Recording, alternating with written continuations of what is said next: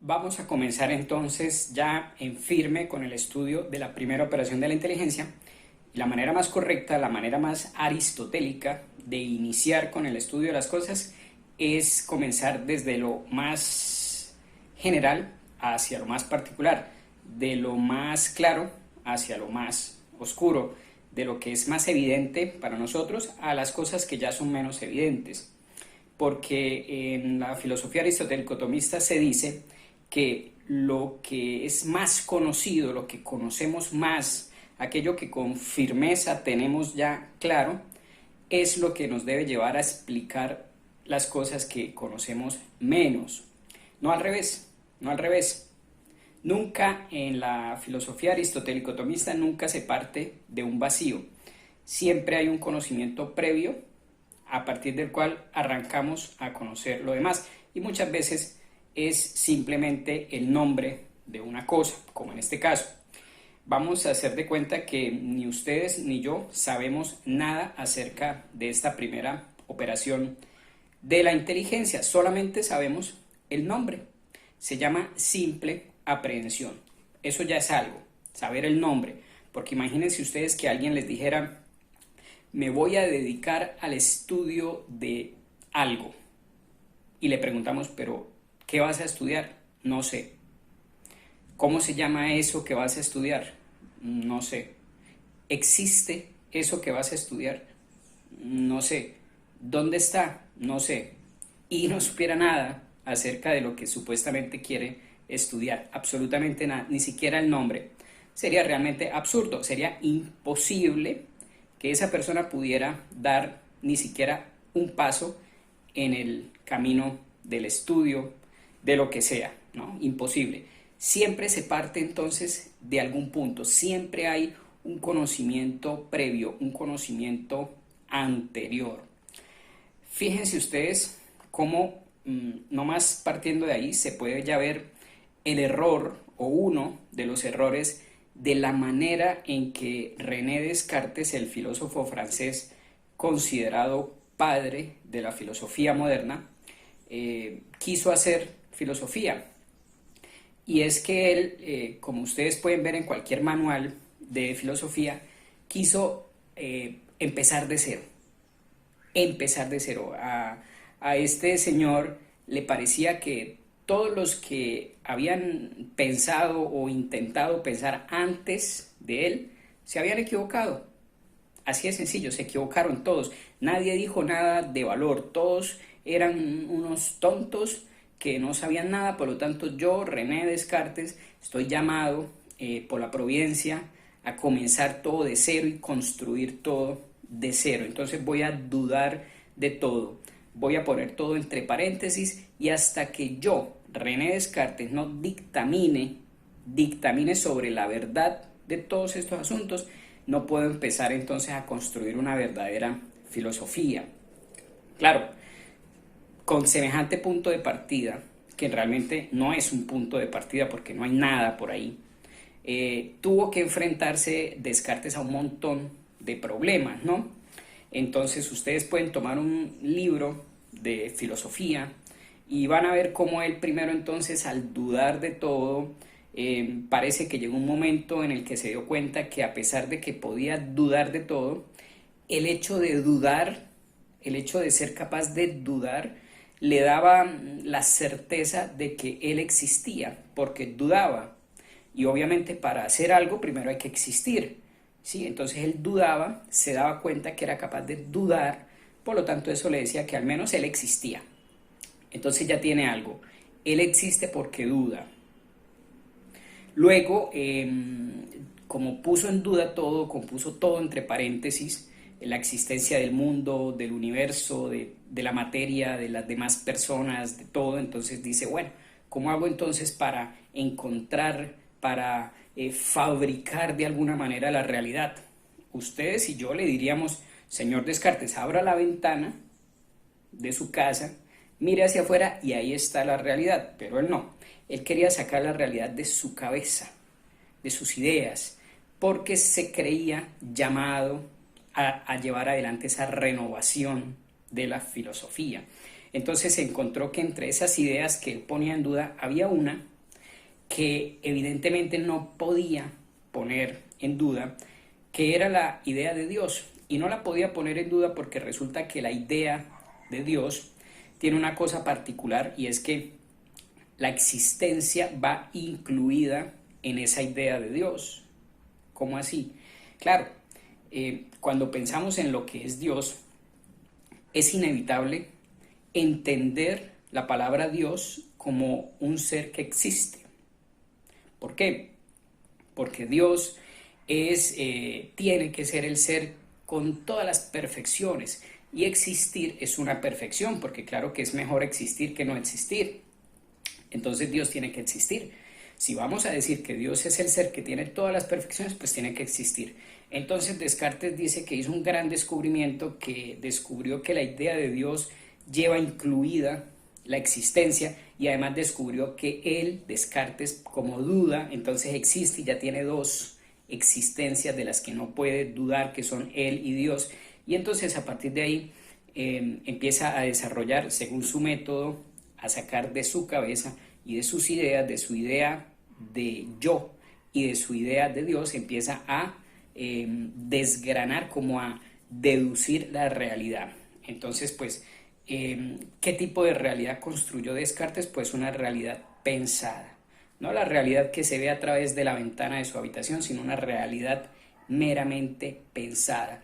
Esa fue toda la realidad que fue capaz de descubrir Descartes. Los sucesores, sus sucesores que vinieron después de él, se dividieron, y algunos le compraron su idea, otros quisieron tener el mismo punto de partida muy humilde de Descartes, ¿no? Todos los que estuvieron antes de mí son unos tontos y se equivocaron.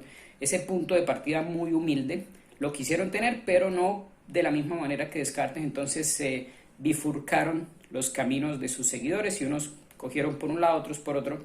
Y eso, si más adelante podemos darle una mirada a la historia de la filosofía, es bastante interesante, pero nos muestra cómo cuando se pretende partir de cero, de la nada, del vacío, se cae inevitablemente en desarrollos absurdos. Como decía Santo Tomás, parvus error in principio, magnus est in fine. Un pequeño error al principio se convierte en un error gigante al final, por el desarrollo coherente de las doctrinas. Entonces, así no es como se hacen las cosas en la filosofía aristotélico-tomista. En la filosofía aristotélico-tomista siempre se parte de un conocimiento previo, siempre partimos de algo que ya sabemos, de algo que ya se sabe. Puede ser la cosa más sencilla, por ejemplo, el nombre, pero ya eso es algo. Entonces, de ahí el axioma o el principio de que lo más conocido ayuda a explicar lo menos conocido, y no al revés.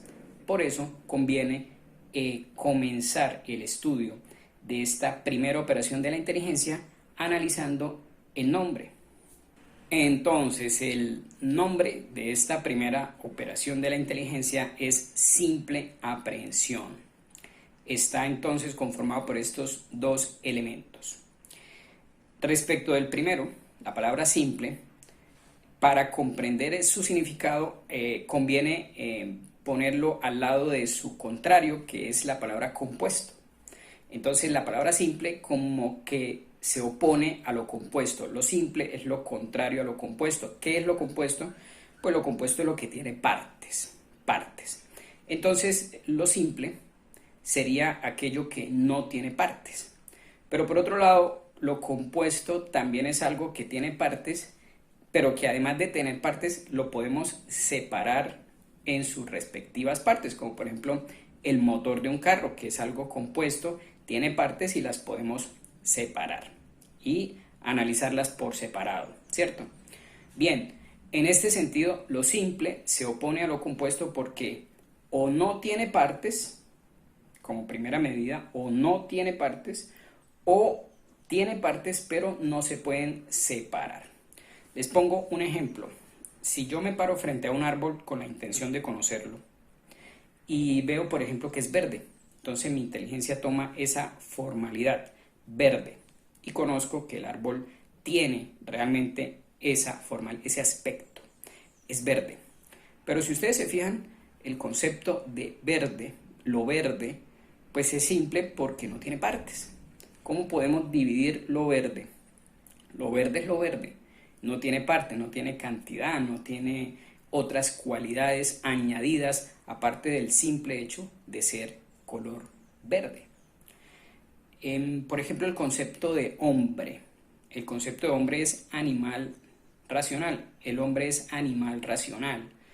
Claro, usted diría es compuesto, no es simple, porque tiene dos partes, lo animal, la animalidad y la racionalidad. Pero si ustedes lo piensan un poquito, se trata de un concepto que, claro, tiene partes, pero están unidas de tal manera que no las puedo separar. Mentalmente sí, mentalmente puedo separar la animalidad de la racionalidad, pero en la realidad, en Sócrates, ahí de pie, en Atenas, no los puedo separar. Yo no puedo tomar a Sócrates y sacarle la racionalidad o sacarle la animalidad, porque en Sócrates conforman, esos dos aspectos conforman una sola cosa, tienen unidad. Entonces, si yo entiendo, si mi inteligencia se para frente a Sócrates y comprendo que él es hombre, abstraigo esa formalidad, ese aspecto que es esencial. Acuérdense de la distinción entre aspectos esenciales y aspectos accidentales. Si yo me paro frente a Sócrates y comprendo que es hombre, por medio de una operación que se llama abstracción, que ya la vamos a ver más adelante, estoy tomando de Sócrates una formalidad que es compuesta de cierta manera, porque tiene la animalidad y la racionalidad, pero por otro lado es simple, porque esos dos componentes de lo animal y lo racional están de tal manera unidos que no los puedo separar en la realidad. Entonces, para regresar al nombre de la primera operación de la inteligencia, se llama simple aprehensión.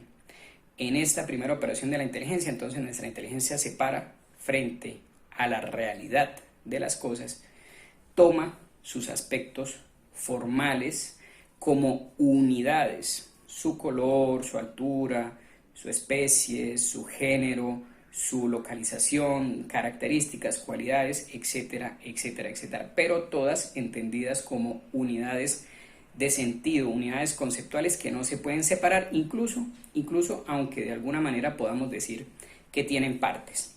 Esta es una manera de entender esa palabra de simple en el nombre de simple aprehensión. Otra manera de entender el nombre de esta primera operación de la inteligencia es simplemente diciendo que se distingue del juicio, que es la segunda operación de la inteligencia, y del raciocinio, que es la tercera operación de la inteligencia, porque tanto el juicio como el raciocinio son operaciones de la inteligencia de carácter compuesto, porque en el juicio, como lo vamos a ver, tomamos un sujeto, un concepto que nos sirve de sujeto, y tomamos otro concepto que nos sirve de predicado y los unimos en una proposición y decimos, por ejemplo, este árbol de eucalipto que está frente a mi ventana tiene 6 metros de altura.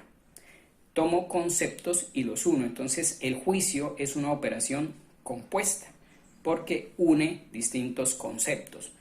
Y el razonamiento, pues todavía con mayor razón, porque en el razonamiento tenemos juicios unidos que me llevan a una conclusión.